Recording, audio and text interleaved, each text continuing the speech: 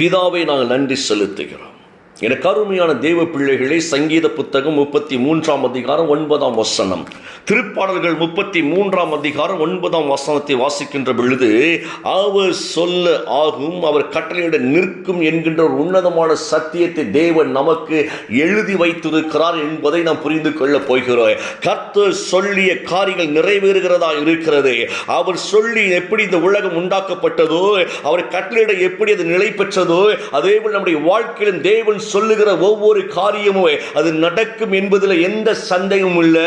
அவர் சொல்ல ஆகும், அவர் கட்டளையிட நிற்கும் என்பதை நாம் புரிந்து கொண்டவர்களாய் இந்த உலகத்தை நாம் ஜெயிக்க போகிறோம். இன்னைக்கு காலையில் ஆண்டோட சமூகத்தில் ஜெபித்துக் கொண்டிருந்த பொழுது இந்த வார்த்தை குறித்து ஆண்டு தெளிவாய் பேசினார். நான் சொல்லியது கண்டிப்பாய் நிறைவேறும் என்று இந்த ஜனத்திடத்தில் சொல் என்று சொல்லி, எனக்கு அருமையான தேவ பிள்ளைகளே, கர்த்தர் வாக்குத்தத்தம் பண்ணினவர் உண்மை உள்ளவராகவே இருக்கிறார். அவர் என்ன சொல்லுகிறார் நம்மளை பார்த்து, இதோ நான் உன்னை ஆசீர்வதிக்கிற தேவன், நீ அநேக ஜாதிகளுக்கு ஆசீர்வாதமாய் இருப்பாய், உன் துக்கங்கள் சந்தோஷமாய் மாறு, உன்னை வாழாக்காமல் நான் தலை ஆக்குவே, அநேக ஜாதிகள் கடன் கொடுக்கப்பட உன்னை ஆசீர்வதிப்பே, உன் கையின் பிரயாசங்களை நான் ஆசீர்வதிப்பே, உன்னை சுகமாய் நான் தங்க பண்ணுவே, வியாதி உனக்குள் வராதபடிக்கு, உன்னுடைய எல்லைக்குள் வராதபடிக்கு உன்னை நான் ஆசீர்வதிக்கிற தேவனே, நீ பயப்படாதே, நீ கலங்காதே, நீ திகையாதே, நானே உன் தேவனாக இருந்து உன்னை சகல காரியத்தை தப்புவிப்பே, உன் பிள்ளைகளின் சமாதானம் பெரியதா இருக்கு, உன் பிள்ளைகள் பந்தியை சுற்றிலும் அமர்ந்திருப்பார்கள் என்றெல்லாம் சொன்னிய அந்த வார்த்தைகள் நிச்சயமாய் நிறைவேறும் இயேசுவின் நாமத்தினால.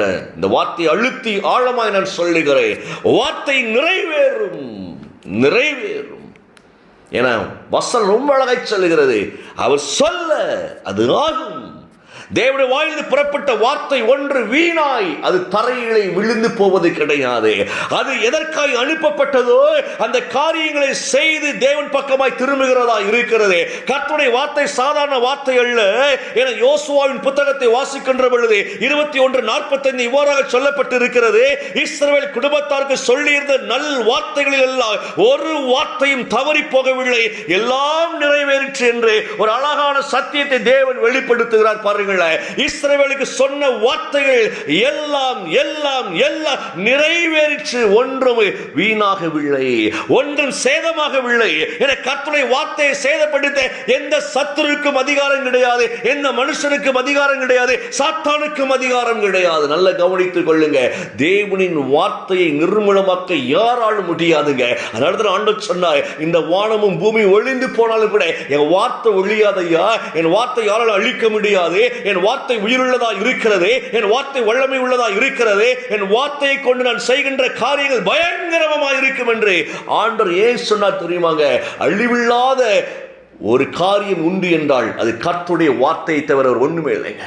சோ அழிவில்லாத வார்த்தையை குறித்து கர்த்தர் ஒவ்வொரு நம்மோடு கூட பேசிக் கொண்டிருக்கிறார். அழிவில்லாத வார்த்தைகளை, அழிக்க முடியாத வார்த்தைகளை தேவன் நமக்கு தந்திருக்கிறார் என்றால் நாம எப்படி நிர்மூலமாவோம்? யோசித்து பாருங்களேன். நாம் முழுமையான சந்ததிகள் நிர்மூலமாக முடியாது. நமக்கு எதிராக எத்தனை ஆயுதங்கள் எழுப்பினாலே, எத்தனை பொல்லாத காரியங்கள் எழுப்பினாலே நாம் நிர்மூலமாக கர்த்தருடைய வார்த்தை நமக்குள் இருந்து கர்த்தர் சொல்லியதை நிறைவேற்ற வல்லமை உள்ளதா இருக்கிறது.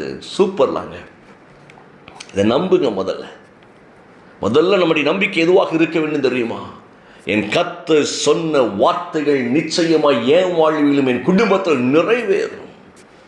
நம்ம ஒரு பக்கத்துல கர்த்தருடைய வசனத்தை வாசிக்கிறோம், கர்த்தருடைய வசனத்தை கேட்கிறோம், இன்னொரு பக்கத்துல உலகம் சொல்லக்கூடிய வார்த்தைகளை உள்வாங்கி அப்படியே அது நிமித்தம் அதை நினைத்து நினைத்து சோர்ந்து போயிருந்தோம். அதுல பயம் உண்டாகி விடுகிறது, கலக்கம் வந்து விடுகிறது, கவலை வந்து விடுகிறது.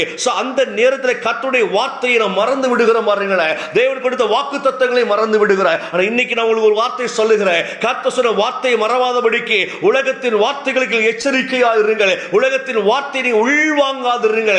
உலகம் 1000 சொல்லலாம், அவ்வளவுதான், உலகமே முடிய போகிறது, உலகமே அழிய போகிறது சொல்லலாம். ஆனால் உங்களை கொண்டு என்னை கொண்டு தேவன் செய்யவிருக்கிற காரியம் இன்னும் அதிகமாக இருக்கிறபடினாலே நம்மை கொண்டு செய்ததை தேவன் செய்து முடிக்கிறவராய் இருக்கிறார். நீங்களும் நானும் ஆண்டவருக்கு தேவை, நம்முடைய சந்ததிகள் ஆண்டவருக்கு தேவை, உலகத்தின் முடிவு பரிந்து நம் ஆண்டவருக்கு தேவையாக இருக்கிறபடினாலே இன்னைக்கு இந்த வார்த்தை எடுத்துக்கொள்ளுங்க. என் தேவன் சொல்லிய காரியங்கள் என் வாழ்வில் நிறைவேறும், நிறைவேறும், நிறைவேற கர்த்தருடைய வாயிலிருந்து புறப்பட்டு வருகிற வார்த்தையினாலே நான் நிச்சயமாய் பிழைத்திருப்பேன் இயேசுவின் நாமத்தினால. தைரியமா சொல்லுங்க. நம்ம தாங்க விசுவாசிக்கணும். உலகம் நம்மளை எதுக்கெடுத்தாலும் பயமுறுத்தும். நேற்று ஒரு சகோதரர் அழகாய் பேசி கொண்டிருந்தாங்க. நான் ரொம்ப நம்பிக்கையாக இருந்தாலும் கூட பிரதர், ரொம்ப நம்பிக்கையாக இருந்தாலும் திடீரென்று சில வார்த்தைகள் உள்ளே வருகிற பொழுது நான் கலங்கி போகிறேன். எவ்வளவோ தைரியம் இருக்கு எனக்கு, ஆனால் இன்னைக்கு நான் கலங்கி நிற்கிறேன். உலகம் பயமுறுத்துகிறது என்ன? நான் சொன்னேன், மனுஷனுடைய வார்த்தைகளை சிந்தையில் வைத்துக் கொள்ளாதபடிக்கு கர்த்தருடைய வார்த்தையை நீங்கள் இருதயத்திலும் சிந்தையிலும் பதித்துக் கொள்ளுங்க. அப்போ நல்ல கவனிங்க, உலக வார்த்தைகள் பயமுறுத்தக்கூடிய வார்த்தைகளாக இருக்கின்ற பொழுது அதை எதிர்த்து, அந்த வார்த்தை எதிர்த்து நிற்பதற்கு கர்த்தருடைய வார்த்தை நமக்கு பலனாக இருக்கிறது. இந்த கர்த்தருடைய வார்த்தை கொண்டு உலகத்தின் வார்த்தை ஓங்கி ஒரு மிதிச்சிடணும், அவ்வளவுதாங்க. கர்த்தர் எவ்வளவு நல்லவர் நாம் புரிந்து கொள்ள முடியும். அது மாய்மாலமான வார்த்தை, உலகம் தரக்கூடிய வார்த்தை. அது அழிந்து போகிற வார்த்தை, உலகம் தரக்கூடிய வார்த்தை. அது எந்த விதத்திலும் உங்களை சேதப்படுத்த முடியாது. பயமுறுத்த பார்க்குது, ஆனால் நீங்கள் பயப்படாதிருங்கள். நீங்க பயப்படாதிருங்கள். எனக்கு ரொம்ப பிடிச்ச ஒரு வார்த்தைங்க, எலிசபெத் அம்மா மரியாளை பார்த்து சொன்ன ஒரு வார்த்தை. அந்த வார்த்தை நல்லா கவனிச்சேன்னு தெரியும். விசுவாசித்தவளே நீ பாக்கியவதியாயிருக்கிறாய். விசுவாசித்தவளே நீ பாக்கியவதியாயிருக்கிறார். அது இன்னொரு ரகசியம் தெரியுமா? கர்த்தர் சொன்ன வார்த்தை நிறைவேறும் என்று விசுவாசித்தவளே நீ பாக்கியவதி. அது ரொம்ப முக்கியமான வார்த்தை. கர்த்தர் சொன்ன வார்த்தை கத்தோலிக்க மொழிபெயர்ப்பு ரொம்ப அழகாய் போட்டிருக்கு. ஆண்டவர் சொல்லியவை நிறைவேறும் என்று விசுவாசித்தவளை, நம்பினவளை நீ பாக்கியவதி. எவ்வளவு பெரிய வார்த்தை தெரியுமாங்க? மரியாள் ஆண்டோடைய வார்த்தையை நம்புறாங்க. சொன்ன வார்த்தையை நம்பினார்கள். தூதன் வழியை கொடுத்த வார்த்தையை நம்பினார்கள். என்ன வார்த்தை கொடுக்கப்பட்டது நம்ம நன்றாய் அறிந்திருக்கிறோம். அப்படித்தானே, கன்னி கருவுற்று குமாரனை பெறுவாய், அந்த கன்னி நீயாக இருக்கிறாய் என்கிற அந்த வார்த்தை, உனக்குள்ளது புறப்படுகிற அந்த அற்புதமான மகிமையானது உலகத்தை ரட்சிக்க வல்லமை உள்ளதா இருக்கிறது. நீ இம்மானுவேல் பெற்றெடுக்க போகிறாய், மேசியாவை பெற்றெடுக்க போகிறாய், கிறிஸ்துவை பெற்றெடுக்க போகிறாய் என்று ஒரு அழகான சத்திய வார்த்தை வந்த பொழுது அந்த வார்த்தையை விசுவாசித்தார்கள், நம்பினார்கள் அவர்கள். ஏன்னா கணவன் இல்லாமல் பிள்ளை பெறுவது அவ்வளவு சாதாரண காரியம் அல்ல. யாருக்கும் உலகத்தில் நடக்காது, நடக்க முடியாது, அது சாத்தியம் அல்ல. ஆனாலும் கூட அந்த வார்த்தையை நம்பினார்கள். பரிசுத்த ஆவியினாலே ஒரு அற்புதம் எனக்கு உண்டாகிறதை ஏற்றுக்கொண்டார்கள். எவ்வளவு பெரிய கிருபை தெரியுமா அதெல்லாம்? அதனால தான் எலிசபெத் அம்மா சொன்னாங்க, கர்த்தர் சொன்னது நிறைவேறும் என்று நம்பின பத்தியம்மா. அதெல்லாம் சாதாரண விஷயம் அல்ல.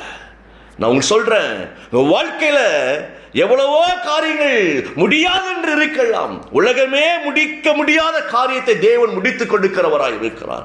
உலகத்தால் ஜீரணிக்க முடியாத காரியம் வாழ்க்கையில தேவன் சாதாரணமாய் செய்து கொடுக்கிறவராய் இருக்கிறார். பயப்படாத, விசுவாசத்தில் நிலைத்துள்ளுங்கள். விசுவாசிக்கிற நம்முடைய வாழ்க்கையில் அற்புதம் நடக்கும். சரீரம் சத்தது உண்மைதான், சாரானின் கற்பம் சத்தது உண்மைதான். ஆனாலும் கூட பாருங்கள், சொல்லப்பட்டபடியே அநேக சாதிகளுக்கு ஆபிரகாம் தகப்பனாய் மாறினார். நம்புவதற்கு வழி இல்லை. ரொம்ப முக்கியமான வார்த்தை, நம்ப வழி இல்லைங்க. நம்புவதற்கே நமக்கு வழி இருக்காது. நம்மளாம் எங்க எந்திக்க போகிறோம்? இந்த கடன் எப்ப தீர போகிறது? என் பிள்ளை என்னைக்கு நல்லா இருக்க போகிறது? இந்த கல்யாணம் எப்ப நடக்க? நம்புவதற்கே வழி இல்லை. ஆனா ஆபிரகாம் கர்த்தருடைய வார்த்தையை விசுவாசித்தார். இதைத்தான் உங்களுக்கு இன்னைக்கு ஆண்டவர் பேச சொன்னார். அவர் சொன்னபடி நடக்கும், சொல்லியவை நிறைவேறும், சொல்ல ஆகும் இயேசுவின் நாமத்தினால. வாழ்க்கையில வழியே இல்லைனாலும் நமது வழியாய் இயேசு இருக்கிறபடினாலே, அவர் வழியாக சகலமும் நன்மைக்கு ஏதுவாய் நடக்கிறதா இருக்கிறபடினாலே நம்பிக்கையோடு இருங்கள்.